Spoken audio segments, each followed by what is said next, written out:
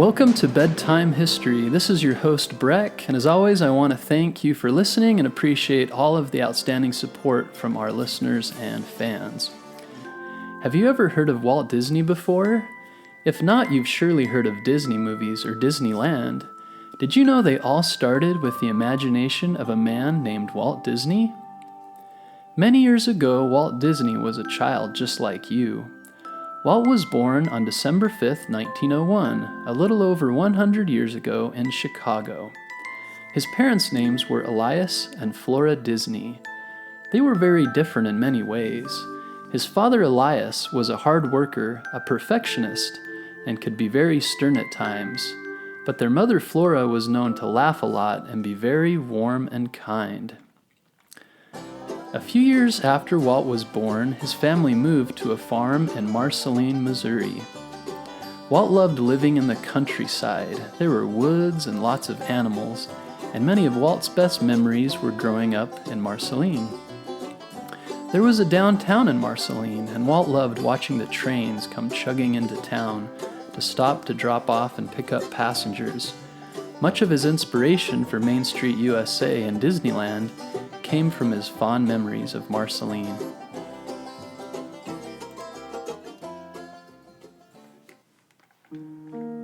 Around this time, Walt started drawing. He often practiced by copying the comics and newspapers, and once the local doctor even paid him to draw a picture of his horse.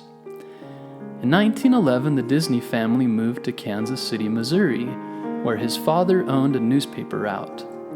A newspaper route meant that every morning Walt and his brothers woke up very early to take newspapers to everyone in town. It was very hard work, and often Walt didn't want to do it, but he helped the best he could to take care of his family.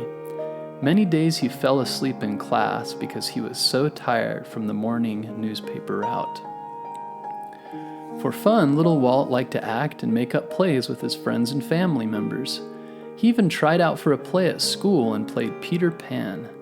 He and his brother even made a contraption using a wire so it would look like he was flying. But when they tried to use it, the wire broke and he fell into the crowd. Walt continued to practice drawing and told his father he wanted to be an artist for a living. In high school, he drew cartoons for the school newspaper, and at night he took classes from the Chicago Academy of Fine Arts.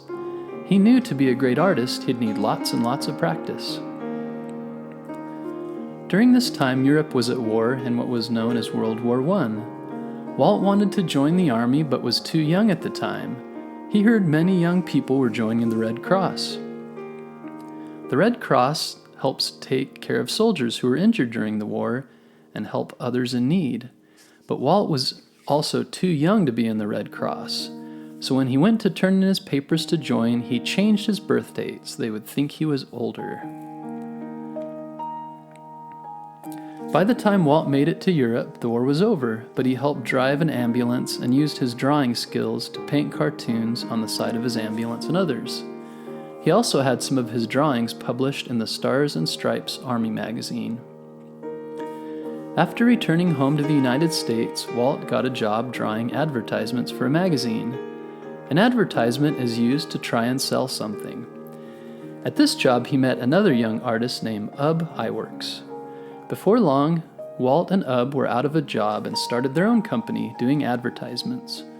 Walt also became very interested in animation. Animation is pictures that move. Most of the cartoons that you see are animation, basically many pictures switching quickly to make it look like they are moving. Walt bought a camera and started tinkering with animation at home. He spent many hours drawing and taking pictures and trying to figure out how to make good-looking animations.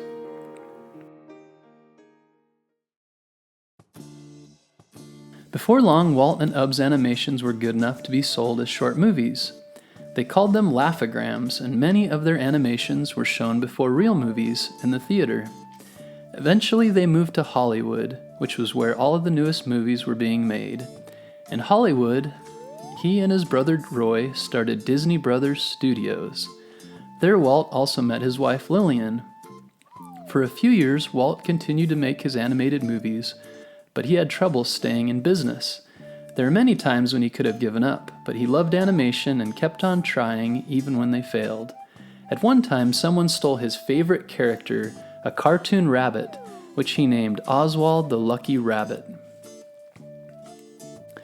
After Walt found out that he could no longer use his Oswald the Lucky Rabbit for his movies, he was on a long train ride with his wife from New York back to his home in Hollywood.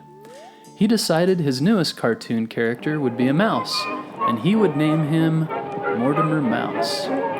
His wife Lillian thought that wasn't a very good name, and that he should name him Mickey Mouse instead. And this was the beginning of the world-famous cartoon character Mickey Mouse. Back in Hollywood and together with Ub Iwerks, they began animating their new cartoon, Mickey Mouse. And for the first movies, Walt even did the voice for Mickey Mouse. Mickey Mouse's first big movie was called Steamboat Willie.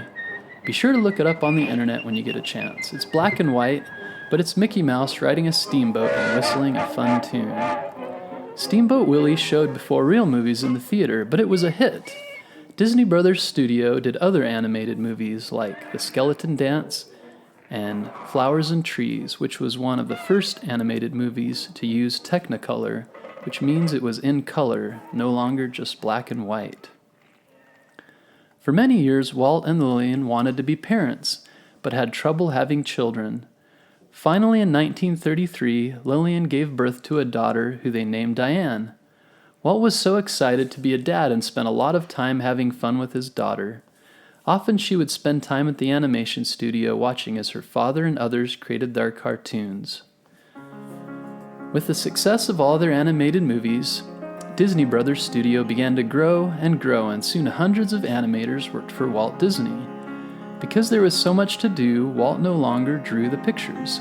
He worked on the stories and music, and his brother Roy helped with the business, taking care of the money and paying all the animators who worked for them. But Walt was always wanting to do something new and exciting. He was always driven to create the biggest and best animations, so his next big project would be a full animated movie. Before this time, all of the cartoons were just short movies, but Walt wanted to do a longer one. At the time, no one thought anyone would want to watch a full animated movie, but Walt didn't agree. His brother Roy wasn't sure if they could pay for it, and many others thought for sure this would be the end of Disney Brothers Studios. But Walt didn't care. He believed in what they were doing and moved forward anyway. One of Walt's favorite fairy tales growing up was Snow White, which told the story of a young girl named Snow White who is being hunted by a wicked witch. During her adventure, she meets a band of dwarves who help save her from the witch. Walt had decided this would be his first animated movie, and he held a meeting with all of his animators. There he told them the story of Snow White, and he acted out all of the parts. Then they got to work. Drawing all of the animations for Snow White took many hundred animators, 4 years of hard work, and $1.5 million to create. It took a lot longer and cost a lot more than they had planned, but when it finally released, all of the popular actors and actresses in Hollywood all showed up to the Carthay Theater to watch Disney's Snow White and the Seven Dwarfs. To Walt's delight, the movie was a huge hit. People all over the world loved the movie, and they ended up earning all their money back within a few months. Audiences were amazed by what they saw. The animations and color were beautiful. The sound and music was well done. Walt Disney had proven them wrong.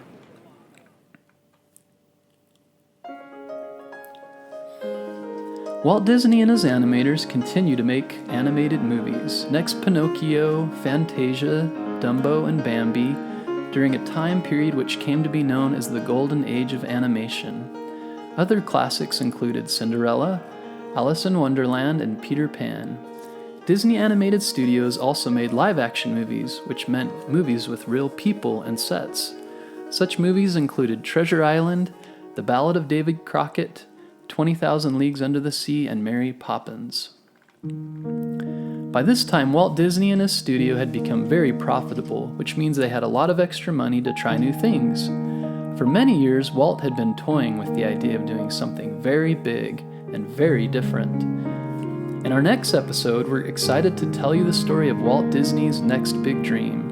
the making of a theme park that parents and kids could enjoy alike, the one and only Disneyland. Thanks for listening. We appreciate all of your great reviews and kind words.